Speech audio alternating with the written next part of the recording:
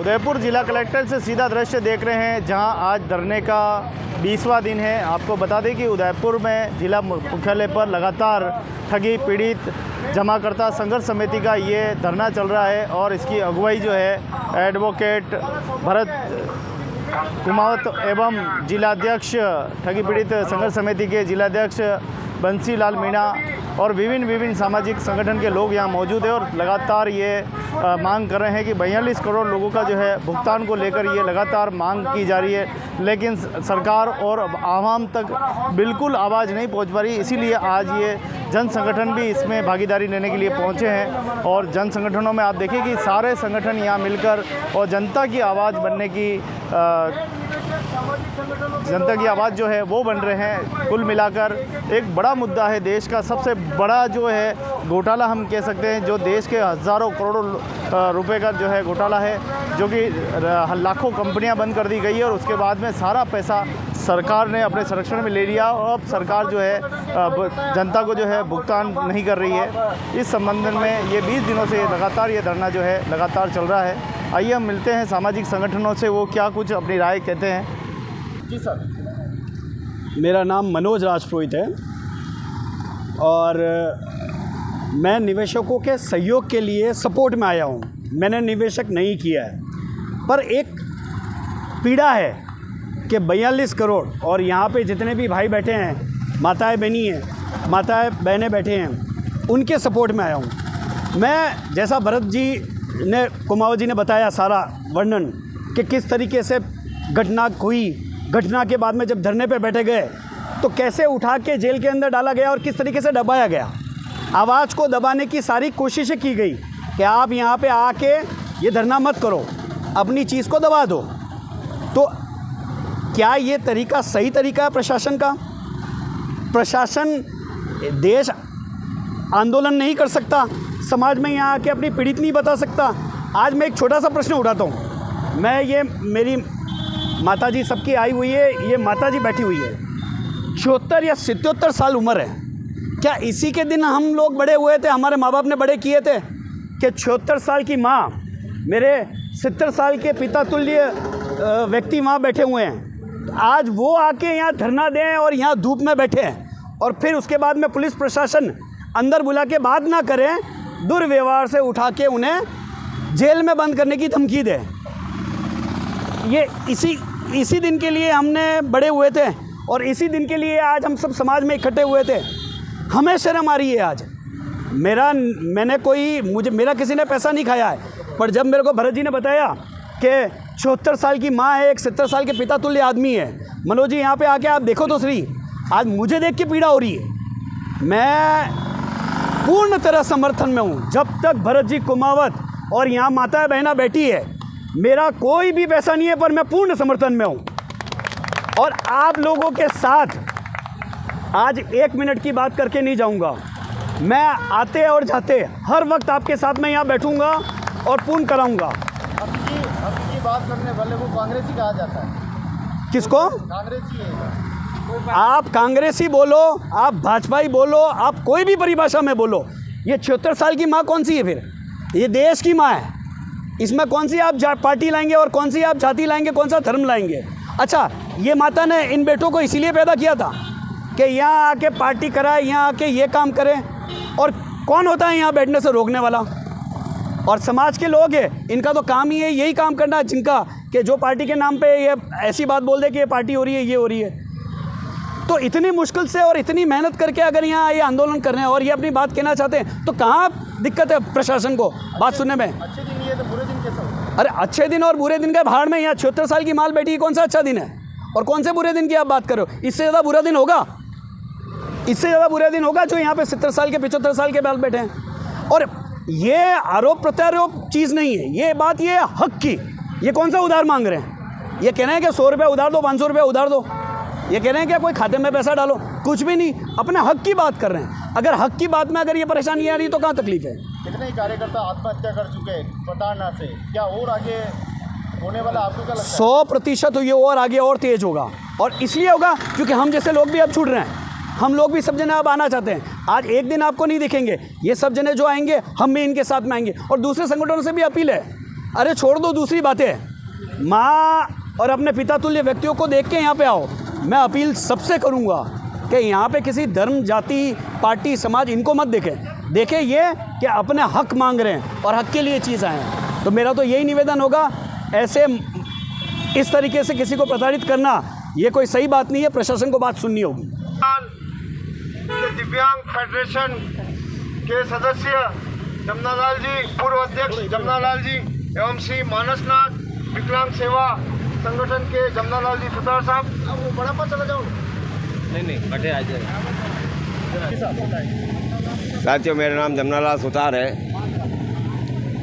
मैं निवेशक तो नहीं हूँ, लेकिन एक समाज सेवी होने के नाते जब मुझे ये पता चला कि कई लोगों का पैसा ये कंपनियां खा चुकी है और कई ऐसे लोग हैं जिन्होंने अपनी कड़ी मेहनत की, अपने कड़ा पसीना बहाकर एक एक रुपये जमा कराया, वो पैसा ये लोग खा चुके हैं। मेरा दिल पसीज गया। मैंने कहा कि ऐसा नहीं होना चाहिए। सच कहा कि आज ये 70 साल की माँ जो हमारे साथ बैठी है, कितने अरमान लेके इन्होंने पैसा इकट्ठा किया होगा। ऐसी कई माँ है, ऐसी कई माँ हैं, ऐसे कई पिता हैं, ऐसे कई हमारे जैसे दिव्यांग भी हैं जिन्होंने न जाने किस प्रकार से पैसा इकट्ठा किया और जमा करवाया। उनके सारे अरमान मिट्टी में मिल गए। भरत जी ने ये जो बीड़ा उठाया, इन साथियों ने सबने जो इसमें शामिल हुए, सहयोग किया, मैं आज यहाँ आकर धन्य हो गया। और मैं अपनी भी इस आहुति इसमें देना चाहता हूँ और अपना पूरा समय इस धरने में देकर आप लोगों के इन लोगों के साथ जुड़ के काम करना चाहता हूँ। और मेरी अपील है मेरे सारे दिव्यांग साथियों से कि आप लोग भी आए। उदयपुर के सब उन लोगों से अपील है कि आप लोग हमें देख कर आए कि जब हमारे जैसा दिव्यांग ऐसा कदम उठा सकता है तो ईश्वर ने तो आपको चारों हाथ पाँव दिए हैं और आप इस पुण्य के यज्ञ में आहुति देंगे तो मुझे विश्वास है कि ईश्वर ज़रूर आपको पुण्य फल देगा। धन्यवाद। आपको किसने बुलाया, किसने आमंत्रण किया कि आप आओ? मुझे किसी ने ना बुलाया। मैं यहाँ से गुजर रहा था, मेरी नज़र पड़ी, मेरे साथी कमलेश जी साथ में थे। मैंने कहा कमलेश जी यार कि वहाँ कुछ न कुछ तो हो रहा है। जैसी नज़र पड़ी भरत जी नज़र आ गए। तो भरत जी हमारे दिव्यांगों के बहुत सहयोगी रहे हैं। तो मैंने इनसे पूछा, जब यहाँ देखा तो मैंने कहा नहीं, सारे काम छोड़ देने चाहिए, सारे काम छोड़ के यहाँ बैठ जाओ। मेरे घर से फ़ोन आया कि खाना नहीं खा रहे हो। मैंने कहा कि मेरा भाई अनशन पे बैठा हुआ है और मुझे खाने की बात कर रही है, भूल जा। आज नहीं खाऊंगा तो नहीं मरूंगा, लेकिन आज मैं बैठ गया तो ना जाने कितने लोगों को जीवन मिल जाएगा। इसी उद्देश्य से बैठा हूँ। बस, धन्यवाद सर। मेरा आग्रह रहेगा कि क्योंकि हमें सभी को आभार व्यक्त करना है कि समय की मर्यादा रखें। और गोविंद जी, आपने भी क्वेश्चन पूछा। जय भारत। आज निवेशकों की बहुत बड़ी पीड़ा है। जो ये गरीब तबके के लोग हैं, कोई ठेला व्यापारी है, कोई छोटे दुकान वाले हैं, इनसे 10-10 रुपये डेली के, 20-20 रुपये, 50-50 रुपये ये लेके और इन निवेशकों का सारा पैसा ये सेबी ने कब्जा कर रखा है।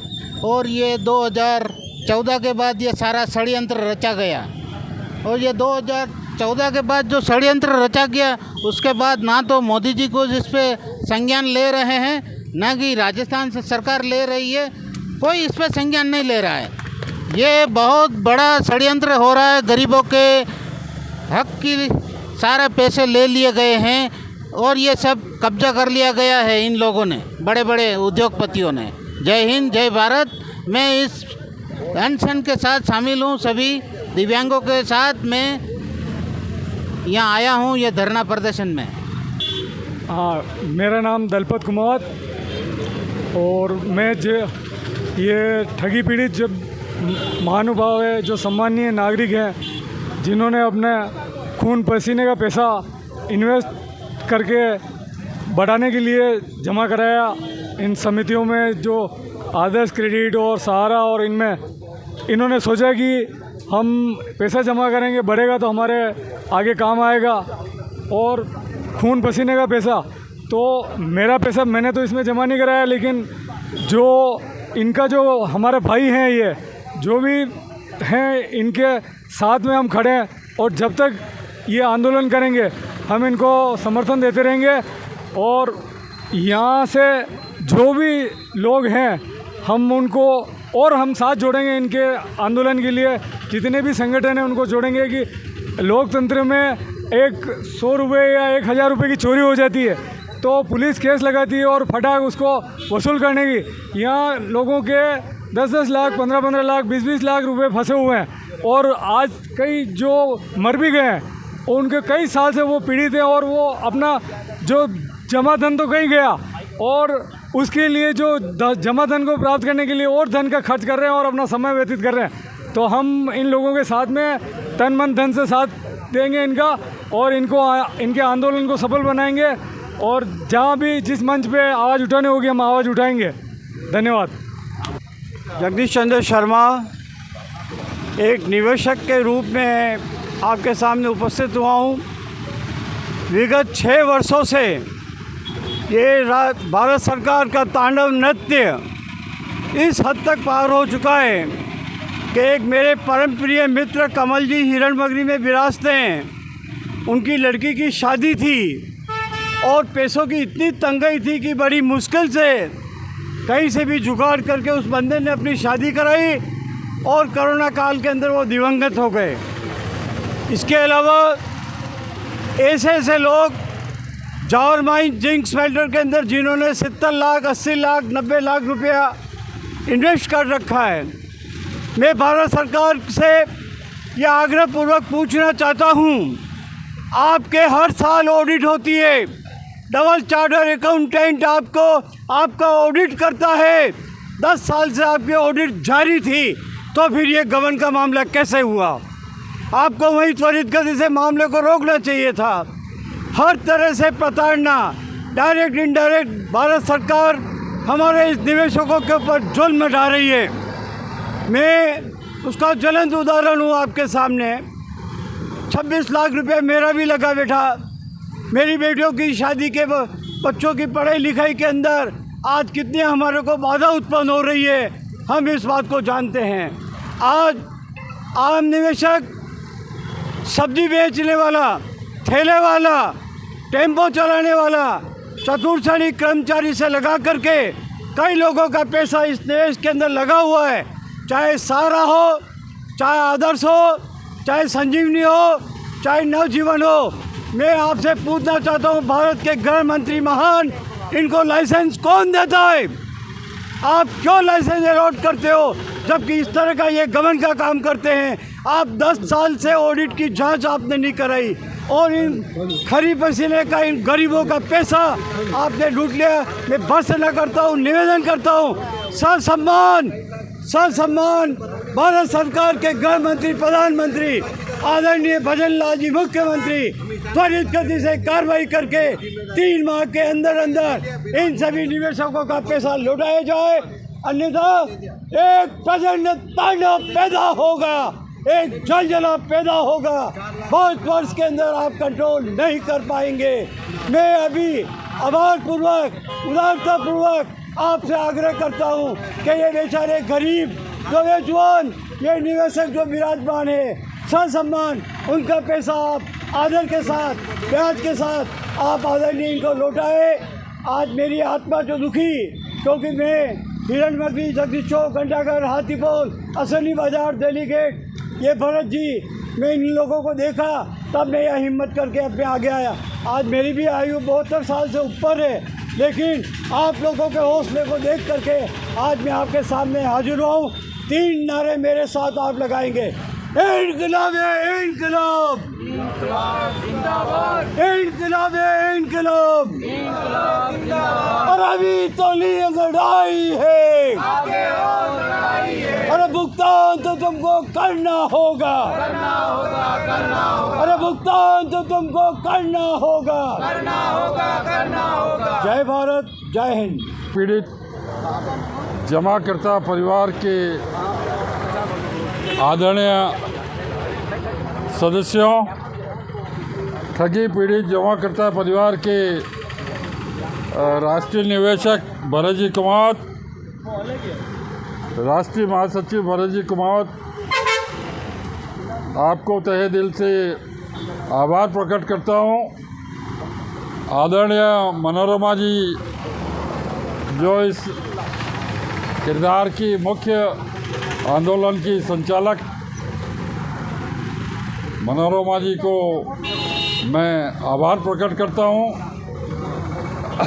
साथियों, पिछले 6 वर्षों से मैं भी देख रहा हूँ, मैं इनके हितार्थ सहायतार्थ या उपस्थित हुआ हूँ कि आदर्श क्रेडिट कोऑपरेटिव सोसाइटी में जिन जिन लोगों ने निवेश किया वो कोई करोड़पति सेठ नहीं थे, वो कोई बहुत अमीर व्यक्ति नहीं थे। एक टेम्पो चालक, एक ठेला चालक, एक जो तांगा चलाता है या कोई छोटी मोटी दुकान करता है, पान की दुकान करता है, उन सब ने 10-10 रुपये 20-20 रुपये इकट्ठे करके इसको इकट्ठे करके आदर्श कोऑपरेटिव सोसाइटी में निवेश किया है।